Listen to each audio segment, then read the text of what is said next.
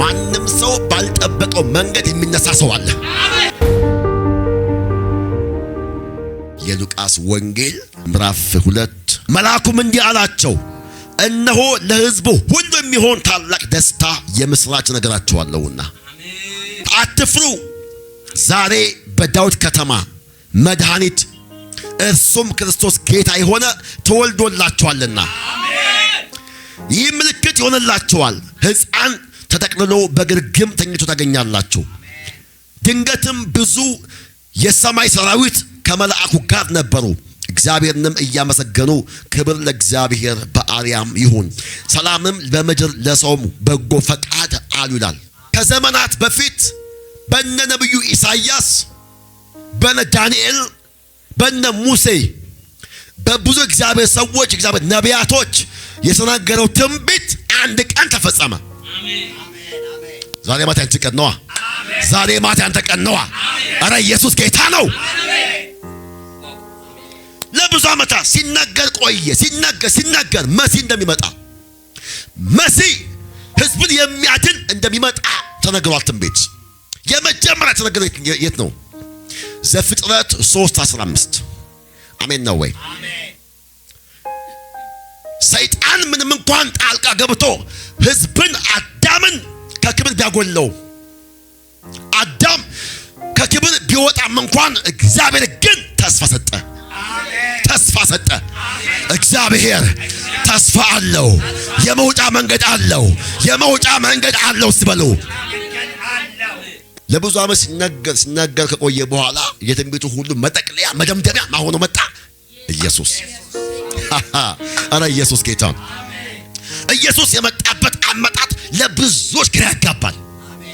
ማንም ሰው ባልጠበቀው መንገድ የሚነሳ ሰው አለ። ኢየሱስ የመጣበት አመጣጥ በጣም ይለያል።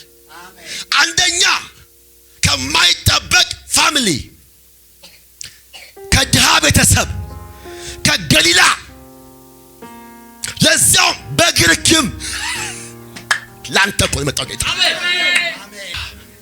አምላክ ሆኖ ሳለ፣ ጌታ ሆኖ ሳለ፣ አዳኝ ሆኖ ሳለ፣ ምድርና ሞላዋ የሱ ሆኖ ሳለ፣ ሰማይ የፈጠረ ጌታ፣ ምድር የፈጠረ ጌታ ስለ አንተ ተዋርዶ መጣ ኢየሱስ።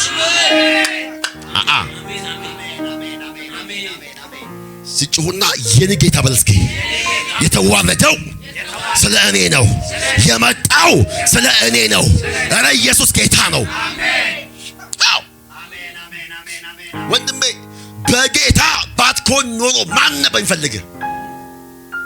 በጌታ ባትኮን ኖሮ ማን ነበር የሚፈልግሽ? ማን ነበር የሚቀባኝ? ጌታ ድንቅ አምላክ ነው። ሲጠራ ልዩ ነው፣ ሲቀባ ልዩ ነው፣ ሲመጥም ልዩ ነው። እሱ ሲሞትልህ ጌታ ልዩ ነው። በግርግም ጌታ ተወለደ።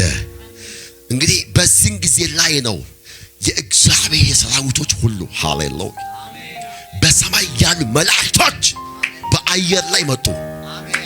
ኢየሱስ ተወልዶ ያለበትን ስፍራ ሁሉ በግርግም ነው አዎ የመጣው። ስጦታ ግን ያንን ስፍራ ቀየረው። ኢየሱስ ተወልዶ ባለበት ስፍራ ላይ የመጣው ጊፍት ሁሉ ያንን ሰፈር ሁሉ በቃ አወደው ሽታው። ኢየሱስ ወደ አንቺ ስለመጣ የአንቺም ጠረን ሁሉ ይቀየራል። አሜን ነው ወይ? ትፈልጋላችሁ። በጌታ ከሆናችሁ በፊት ማንም አይፈልጋቸው። በጌታ ከሆኑ በኋላ ግን ብዙዎች ይፈልጓቸዋል። ለብዙዎች መፍትሄ ይሆናሉ። ዛሬ አሉ በዳዊት ከተማ ምን መድኃኒት ክርስቶስ የሆነ ጌታ ተወልዶላችኋልና። የኢየሱስ አመጣጥ በጣም ዩኒክ ነው። አንደኛ በድንግል ነው ኢየሱስ የተጸነሰው። አሜን ነው ወይ? ከሰው ስርዓት ውጪ ሆነ፣ ከሰው ፕሮሰስ ውጪ ሆነ፣ ከሰው አጠባበቅ ውጪ ሆነ አመጣጥ ነው ኢየሱስ የመጣው።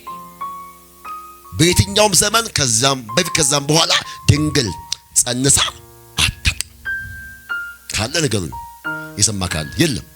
መልአኩ ማርያም ጋር ሲመጣ ይሄ እንዴት ይሆንልኛል አለች። በጣም ከባድ ነው፣ ግራ ያጋባል። ለእሷም ራሷ ዕውቀት አላታ። በጣም እሷ ዕውቀት አላት። እንዴት ይሆንልኛል? እኔ እኮ ወንድ ምን አለ ማለች አላውቅም። መልአኩ እንደዚህ አላት፣ መንፈስ ቅዱስ አንቺ ላይ የሚላላላት ይመጣል። ካንቺ ያላት የሚወለደው እሱ ቅዱስ የእግዚአብሔር ልጅ ይባላል። ግን አንድ ፖይንት ይዛችሁ ሄዱ። ኢትዮጵያ ውስጥ ነው በዓል የሚከበረው፣ ገና የሚከበረው ኢትዮጵያ ውስጥ ነው።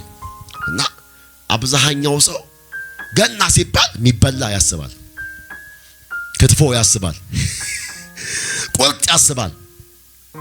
የሚበላ የሚጠጣ ነው ሰው የሚያስበው። ከዛ ዘመድ መጠያየቅ ምናምን ከዛ ያለፈ እንደሆነ ግን አያውቅም ህዝቡ። አሜን ነው ወይ? ለእኔ ገና በሉ እስኪ ከሚበላና ከሚጠጣ ያለፈ ነው። ኢየሱስ ከእኔም በሉ እስኪ ወደ ውርደት የገባሁትን ሰው ከውርደት ወደ ክብር ለማስገባት ኢየሱስ አምላክ የሆነው ኢየሱስ ሰው ሆኖ ተወልዶልኛል።